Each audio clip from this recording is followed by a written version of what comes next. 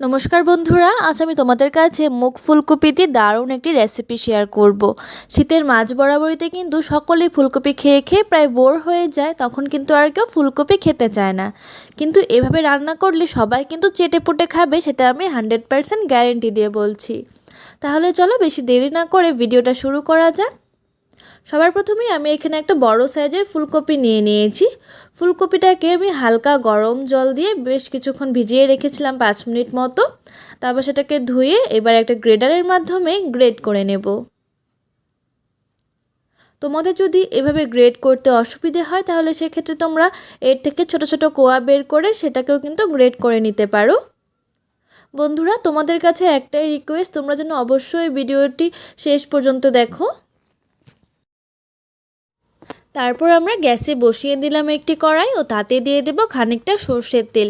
এই ফুলকপির মধ্যে কিন্তু তেলটা একটু বেশি পরিমাণেই লাগে। আমি এখানে প্রায় 2 টেবিল চামচ মতো সর্ষের তেল নিয়েছি। তোমরা চাইলে সাদা তেল দিয়েও করতে পারো কিংবা পুরোটা ঘি দিয়েও রান্নাটা করতে পারো। তেলটাকে সবার প্রথমে বেশ ভালো করে একটু গরম করে নিচ্ছি। তেল গরম হয়ে যাবার পর এর মধ্যে ফোড়নের জন্য দিয়ে দেব 2টি শুকনো লঙ্কা, একটি তেজপাতা আর দিয়ে দেব 1 টেবিল চামচ মতো গোটা জিরে। এই রান্নায় কিন্তু জিরেটা একটু বেশি পরিমাণে ফোড়নের মধ্যে দিলে কিন্তু ফ্লেভারটা বেশ ভালো আসে। আমি এই রান্নায় 5 ফোড়নটা ব্যবহার করিনি, তোমাদের যদি 5 ফোড়নের ফ্লেভারটা ভালো লাগে সেক্ষেত্রে কিন্তু 5 ফোড়নটাও এর মধ্যে ব্যবহার করতে পারো। তারপর এখানে দিয়ে দিচ্ছি গ্রেট করা আদা 1/2 চা চামচ মতো, দিয়ে দেব গ্রেট করা রসুন প্রায় 1 টেবিল চামচ মতো। এই রান্নাটা যেহেতু মুগ ফুলকপি, তাই মুগ ডাল ছাড়া কিন্তু এই রান্না পুরোটাই অসম্পূর্ণ। তাই এর মধ্যে দিয়ে দেব 1/2 কাপ মতো মুগ ডাল।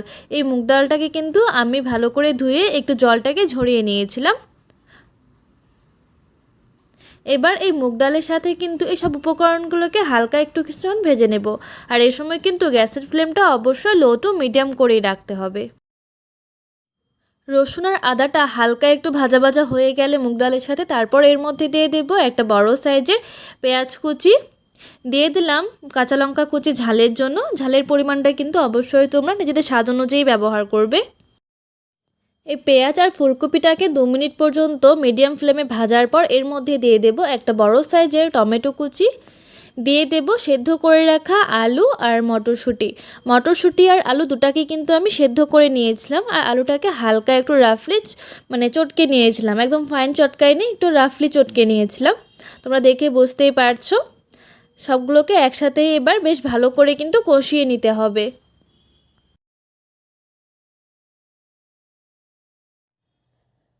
আলু এবং মটরটাকে হালকা একটু নাড়াচাড়া করার পর সাথে সাথে দিয়ে দিলাম কুড়িয়ে রাখা ফুলকপি। দেখো অনেকগুলো ফুলকপি কোরানো হয়েছে জাস্ট একটা ফুলকপি থেকে, দেখে কিন্তু একদম পুরো নারকেল কোড়ার মতো লাগছে, তাই না? তোমরা কিন্তু এই রেসিপিটি নিরামিষ দিনও ট্রাই করে দেখতে পারো। নিরামিষ দিনে ট্রাই করলে অবশ্যই পেঁয়াজ আর রসুনটাকে স্কিপ করে দেবে। তোমরা জাস্ট এই রেসিপিটি একবার ট্রাই করে দেখো, অসাধারণ হয় খেতে। ছোট থেকে বড় সবাই কিন্তু খেতে খুব ভালোবাসবে। তোমাদের যদি এই সম্পূর্ণ ভিডিওটি দেখার পর রেসিপিটি ভালো লেগে থাকে তাহলে অবশ্যই আমার চ্যানেলটিকে সাবস্ক্রাইব করে ভিডিওটিতে একটি লাইক করে দিও আর পাশে থাকা বেল আইকনটিতে প্রেস করে দিও। ফুলকপি আর মুগ ডাল সব কিছু একসাথে ভালো করে মিশিয়ে নেবার পর এর মধ্যে দিয়ে দিচ্ছি 2টো চেরা কাঁচা লঙ্কা, দিয়ে দেব স্বাদ অনুযায়ী নুন আর দিয়ে দেব 1/2 টেবিল চামচ মতো একটু চিনি। যেহেতু এই রান্নাটা কিন্তু একটু মিষ্টি মিষ্টি খেতেই ভালো লাগে। এবার এই ফুলকপিটাকে কিন্তু মিডিয়াম ফ্লেমে বেশ ভালো করে ভেজে নিতে হবে প্রায় 10 মিনিট মতো। 10 মিনিট মতো ফুলকপিটাকে বেশ ভালো করে ভেজে নেবার পর এর মধ্যে দিয়ে দেব প্রায় 2 টেবিল চামচ মতো ভাজা মশলা। এই ভাজা মশলার মধ্যে কিন্তু জিরে, ধনে, গোটা গরম মশলা সব কিছুই একসাথে ভেজে গুঁড়ো করে নেওয়া হয়েছে।